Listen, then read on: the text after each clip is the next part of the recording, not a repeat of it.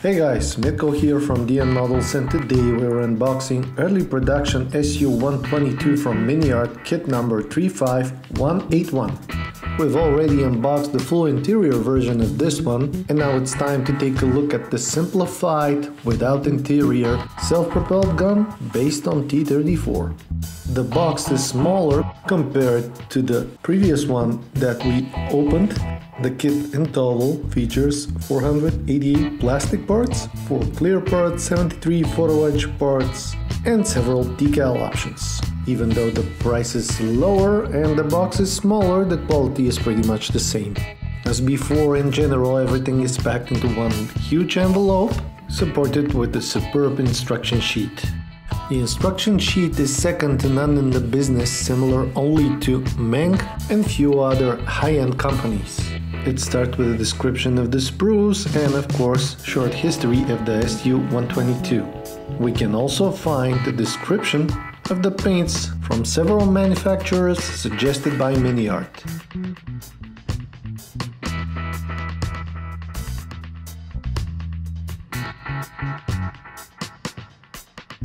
The building starts with the bottom part, as with the boots. For the suspension, the detail here is not as complex as in the other kit, which features the full interior, but is complex enough, trust me. The suspension detailing is superb, and it's a bad news that it becomes hidden after you assemble everything. There are some minor details inside which can be visible through the hatches, but is not as complex as the other kit. However, to spice up the things, Miniart left some of the pieces with in and out detailing in case you open the hatch and you peek through it. The main gun assembly, it's not so complex, but it's movable and highly detailed. If you look carefully through the instructions here, you will note that even though the kit is without interior, it features a lot inside of it. We have many small add-ons, many small details, and just enough photo etch to make things right. The engine deck is optionable, made from plastic or photo etch material.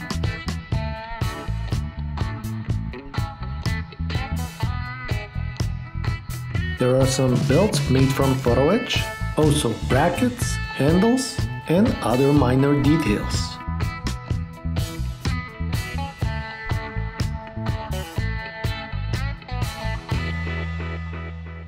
There are 42 steps of assembly, and Miniart haven't left us with a lot for super detailing here. Everything is inside.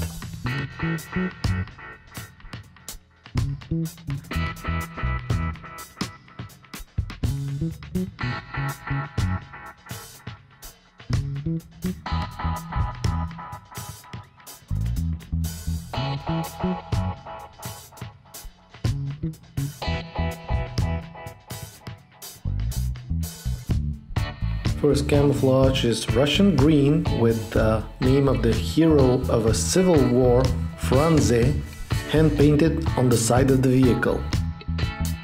Then we have the typical single-tone green camo from August 1943 Fourth Tank Army, which suggests pretty much the same painting and eventual final decision on which one when applying decals. One more green from Uralmash Sverdlovsk 1943. Last but not least is December 1943 from Leningrad Front winter camouflage 909, which is depicted on the box, and probably the most interesting one of all. There are leaves and branches painted on the side of the vehicle and a big red circle on the top of it, eventually against friendly airstrikes. The winter camouflage is a wonderful base for huge amount of weathering, and this kit deserves that.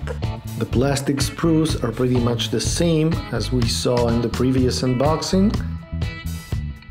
The quality is flawless, the details are many, and you will not be disappointed with Miniart's latest work. All the sprues are made from the new plastic material, which is more flexible than before and allows you easier and more pleasant work.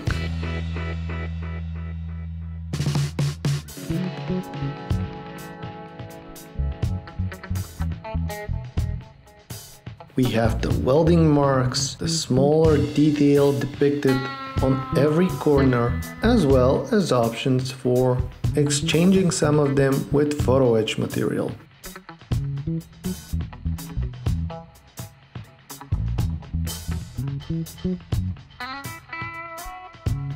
As I mentioned before, the gun is movable, and even though it looks a bit complex to assemble, it is not. In general though, the kit is not suitable for beginners, rather medium to experienced modelers.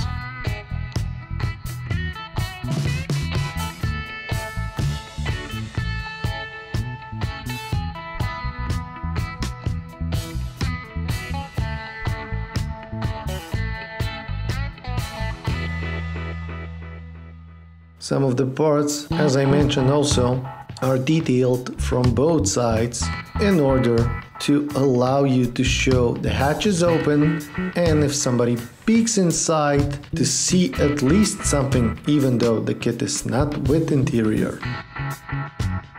There are no compromises with the detail nor with the quality.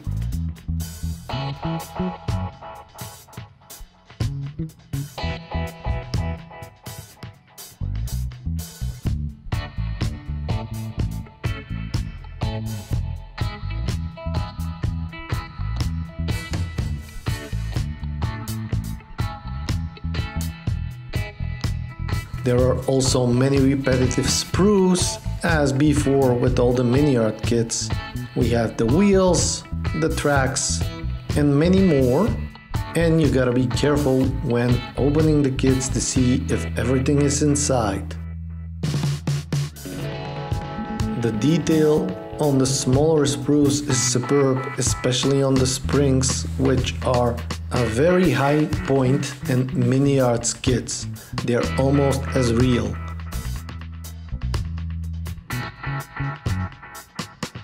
As you can see for yourself, the rest of the details is second to none too. There are texture on special places and some interior features on others.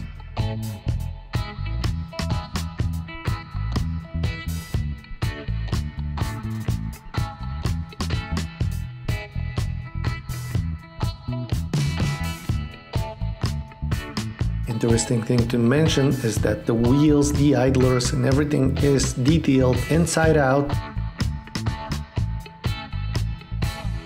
Even though the hidden parts are never to be seen, they have some detailing on them.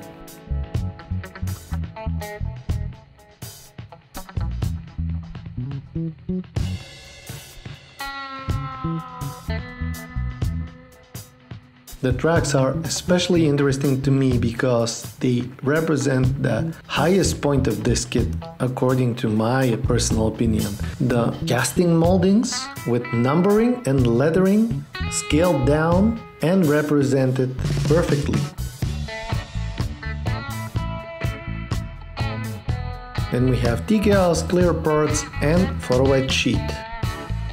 The decal sheet and the photo etch one are rather small, but they are not simple. The clear parts are usually not seen on the dusty and muddy armor vehicles, but they are here and they are in decent quality. The decals are mainly with the hand-painted lettering on them, which you can represent by yourself quite easily.